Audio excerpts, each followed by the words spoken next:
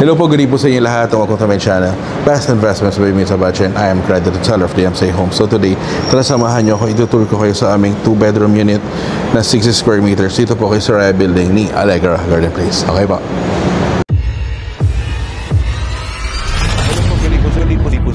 Hello po, good evening po sa inyo lahat. Welcome to my channel. Today naman, tara samahan nyo ako, itutur ko kayo sa aming 2-bedroom project.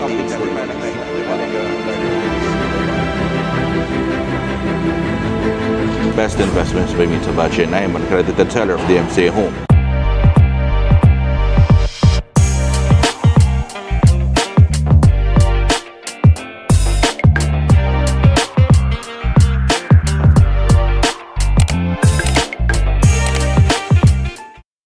Hello, kumusta po kayo? Right now naman, nandito naman ako, still kay Soraya Building, okay? Pero ito, lower floor ito na facing amenities, okay? So this one is a 2-bedroom unit na 60 square meters. This one has a standard cut, okay? Sa standard unit cut natin. Pero this one is very special. Why? Actually, may nag-request ito na ipa-video ko para makita ng client na kung ano ba yung itsura ng unit pagka medyo lower ka. As in, saktong-sakto siya facing towards amenities. So again, this is unit 525. Nasa 5th floor tayo, Soraya Building. We're just above the atrium level, okay?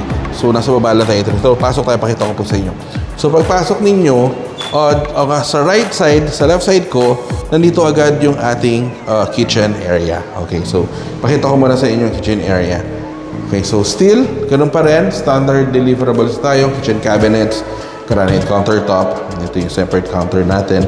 And then, may mga drawers na tayo, okay, para sa mga utensils natin, mga plates natin, pwede nilagay. Yung refrigerator natin, pwede natin ito ilagay. Range hood, and then yung kitchen stove natin dito.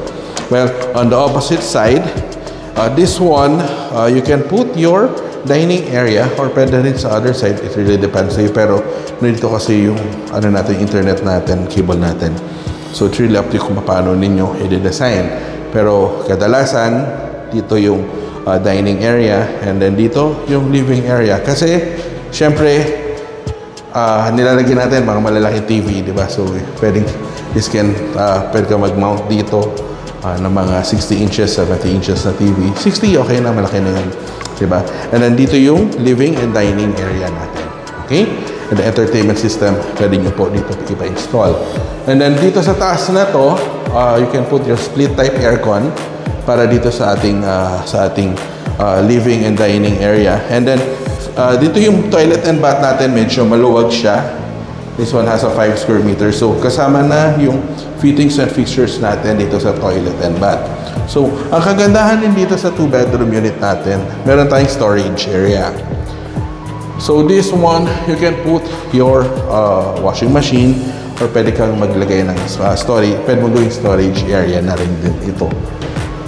Okay? So, dito muna tayo sa bedroom 2. So, this one is a 60 square meters unit. So, expect natin na maluwag yung ating bedroom 2. Kasi pagka yung standard natin na 56 square meters, medyo maliit na konti. Pero this one, malaking size siya. Okay, so you can put here, double bed. Diba? Dito pa, pwede ka pa mag-table dito. Yung cabinet mo, pwede malagay. So, paano? It's really up to you paano mo interior yung bedroom. Pero, yung split type natin, dito natin nilalagay sa taas. Okay? So, now, we go to the bedroom 1. This bedroom has the access kay balcony. Okay? So, dito, pwede ka maglagay ng double bed dito. Di ba? Yan. So, maluwag siya. And siya rin access kay balcony. So, ang kagandahan nitong unit na ito, because, ito po, it is facing directly towards our amenity level ni Allegra Garden Place. So, napakaganda. Napaka-presko. Mahangin. Ito lang, nasa taas lang natin sa atrium level. Okay, so kaya extended yung natin dito. Ito yung pinaka-sky patio natin. So, tahimik, hindi mainit, di ba? So, nakaganda. Sa kita mo rin yung mga pumapasok dito. Kita nyo yung buong amenity area ni Allegra Garden Place. Okay? Ayan, so that concludes my room tour here for our 2-bedroom unit na 60 square meters. Okay? So, if you want to know more about this project, nandiyan yung numbers ko naka-flash sa screen. You may contact me anytime through Viber, through WeChat, through Facebook Messenger, through WhatsApp. pwede tayo mag-schedule ng online presentation via Zoom, or pwede tayo mag-schedule ng side viewing. Pwede ko kayo dalhin dito sa napakagandang project na ito na si Allegra Garden Place, okay? So again, thank you very much for watching po. Then please don't forget to hit the subscribe button and the notification bell para sa mga YouTube natin, YouTube viewers natin, and sa mga follow and like buttons natin dito po kay kay Facebook and sa Instagram natin, okay? So thank you for watching po. God bless po. Stay safe po. Bye-bye po.